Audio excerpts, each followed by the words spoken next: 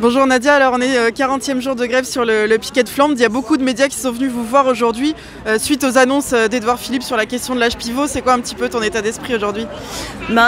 C'était un peu ce qu'on a... on savait que la première pseudo-négociation, ça allait être cette histoire d'âge pivot.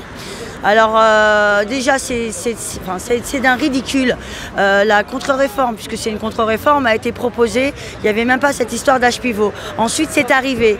Et en fait la première chose avec laquelle ils essayent de nous calmer, c'est cette histoire d'âge pivot. Et en plus c'est provisoire.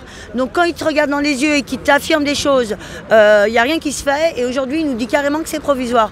Donc bref, grosso modo, j'ai envie de te dire, c'est des conneries.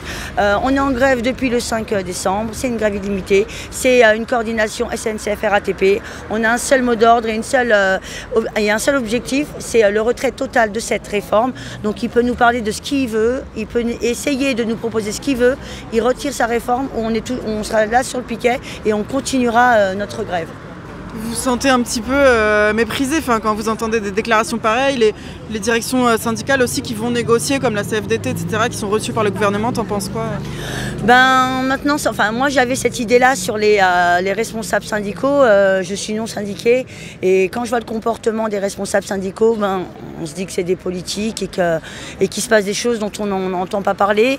Ils ne sont pas représentatifs, ils ne bossent plus, ils ont une place dans la société qui fait qu'ils ne représentent plus l'ouvrier en fait, et ils sont décalés avec nous, puisque dès le début, nous les ouvriers, on a un état d'esprit et on a un objectif, et lorsqu'ils prennent la parole en notre nom, ils ne nous représentent pas, on n'est pas d'accord avec ce qu'ils racontent, que ce soit l'histoire de la trêve ou l'histoire d'une éventuelle journée de grève dans 20 jours, ils sont déconnectés quoi. Donc nous, on s'est alliés, on s'est retrouvés entre grévistes, point barre, on prend les décisions ensemble, on a un mot d'ordre, tout le monde est d'accord, et on s'y colle, et peu importe ce qu'il raconte, peu importe ce que Édouard Philippe raconte, on attend juste un retrait total de la réforme.